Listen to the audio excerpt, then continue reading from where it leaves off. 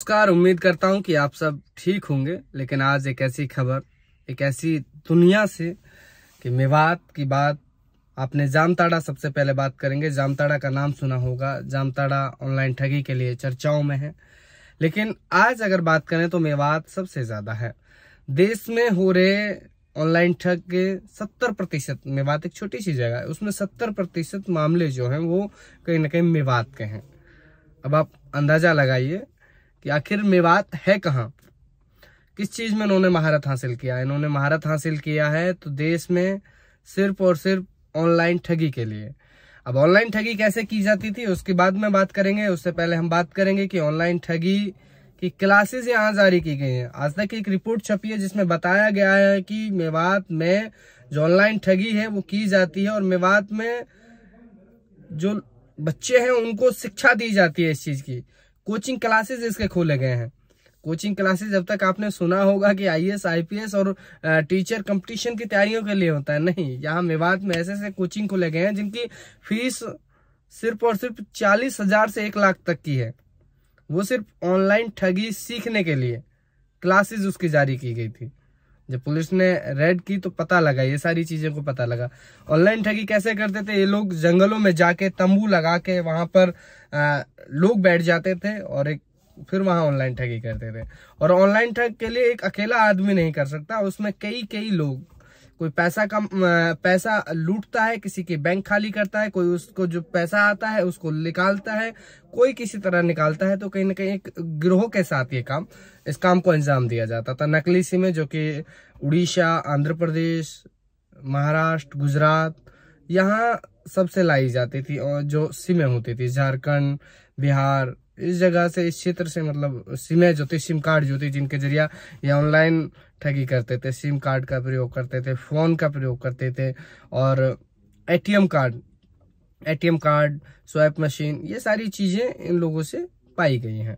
Laptop वगैरह जो use किए गए थे। अब बता दें ऑनलाइन ठगी में किस किस तरह की ये ठगी करते थे। ऑनलाइन ठगी में जो किया जाता था, ऑनलाइन ठगी में ये लोग बैंकों को जो है वो खाली करने का काम करते थे। लिंक के द्वारा भी करते थे। इन लोगों ने मतलब नकली एड्स देने का काम कर दिया, विज्ञापन जारी कर दी। अभी एक सीकरी का एक मामला है, सीकरी के थाने से मामला आया है जिसमें एक पेंसिल का विज्ञापन देना, पेंसिल नटराज कंपनी का विज्ञापन दिया गया कि आप लोग कंपनी में काम कीजिए, और विज्ञापन जारी करके उन लोगों से ठगी की जाती थी।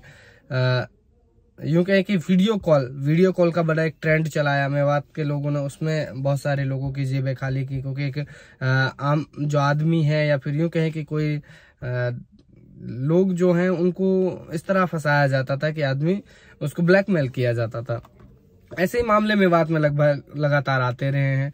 अब मेवात के लोग उसके खिलाफ यूं कहें कि वो भी करने लगे हैं। क्या करने लगे कि पंचायतें करने लगे हैं, पंचायतें होने लगी हैं कि अब मेवात में जो लड़के इस तरह का काम कर रहे हैं, उनको अंजाम दे रहे हैं, उनको हम पुलिस को हवाले करेंगे। लेकिन तब कहाँ थे जब इस चीज को बढ़ावा दिया गया?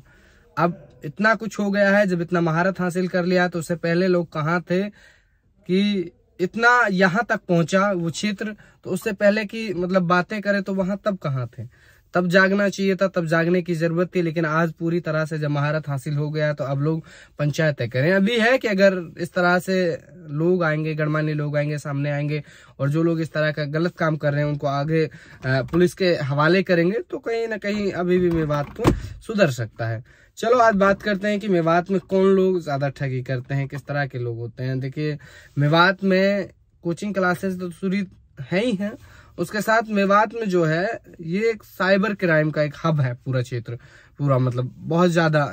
और यहाँ ज्यादा पढ़े लिखे लोगों की जरूरत नहीं है, बेहद कम पढ़े लिखे लोग जो ड्राइविंग करते थे, यूं कहें कि खेतों में काम करते थे, वो लोग इसमें एकदम एक्सपर्ट हो गए हैं। उन लोगों ने सबसे ज्यादा ठगी की है।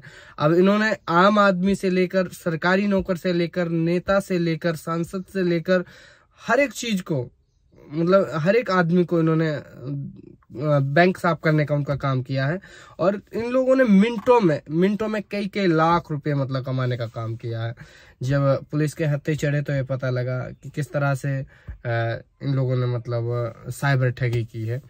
मेवात जो है वो अब पूरी तरह से बदल गया है कि तस्वीर जो है वो बदल गई है। कहीं मेवात में पहले शिक्षा के, जहाँ शिक्षा नहीं थी उसके नाम से जाना जाता था, लेकिन यहाँ ऑनलाइन ठगी के लिए बहुत ज्यादा शिक्षा का इन लोगों को जरूरत नहीं पड़ा। इन लोगों ने उसी में ही जितना इन लोगों के पास आता था उसी में एक्सपर्ट हो गए, और कम पढ़े लिखे लोगों ने, और सबसे ज्यादा किन लोगों ने इसमें कमाई की, जिसके परिवार में 8 से 10 लोग हैं उन लोगों ने ज्यादा इसमें कमाई की, क्योंकि जितने लोग होंगे उतने ही ज्यादा पैसे इन लोगों ने लूटने का काम किया है। एक आदमी अगर दिन में किसी की जेब खाली कर कर किसी आदमी का पैसा लूटकर गलत तरीके से और वो आगे बढ़ता है तो बहुत गलत है। बात करें इस्लाम धर्म की, तो इस्लाम धर्म में किसी का पैसा खाना वो सबसे गलत माना जाता है, हराम माना जाता है। लेकिन हमारे यहाँ मेवात के लोग क्या कर रहे हैं कि उस बात को भूलकर वो सिर्फ इस ऑनलाइन ठगी पे जा चुके हैं और बहुत ज्यादा आगे बढ़ चुके हैं। अब तो बात यह है कि अब पुलिस ने 5000 पुलिस की टीम गठित, तो अब ये सोच सकते हैं कि ये पूरे हरियाणा से मतलब पुलिस आती है और मेवात में आती है, और पूरे आज देश में सबसे ज्यादा चर्चित है ऑनलाइन ठगी के लिए तो वो मेवात है। बड़ा दर्द होता है। अब लोगों को कैसे सुधारा जा सकता है ये बड़ी बात है, ये सोचने का विषय है। और सवाल ये भी है कि इस तरह की जो ऑनलाइन ठगी में सब इतना आगे क्षेत्र बढ़ा, तो यहाँ की पुलिस क्या कर रही थी, यहाँ के लोग कहाँ गए थे, समाज सेवी और यहाँ की पुलिस, ये सब क्या कर रहे थे। मतलब इतना जब क्राइम इतना बढ़ा तो कहीं ना कहीं पुलिस के अंडर तो होगा ही, पुलिस ने क्यों इतना एक्शन नहीं लिया।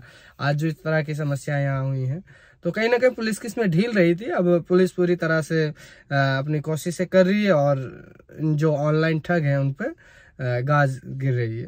तो कहा जा रहा है कि जिन्होंने ऑनलाइन ठगी की है और बेनामी संपत्ति है उनके घरों पे भी बुलडोजर चल सकता है।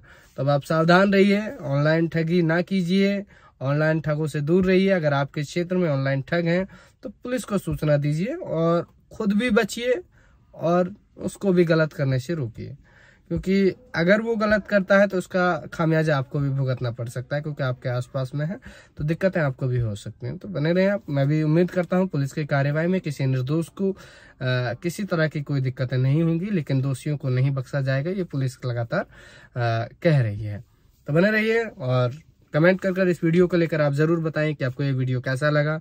लगातार हम आपके बीच वीडियो बनाते रहेंगे। धन्यवाद।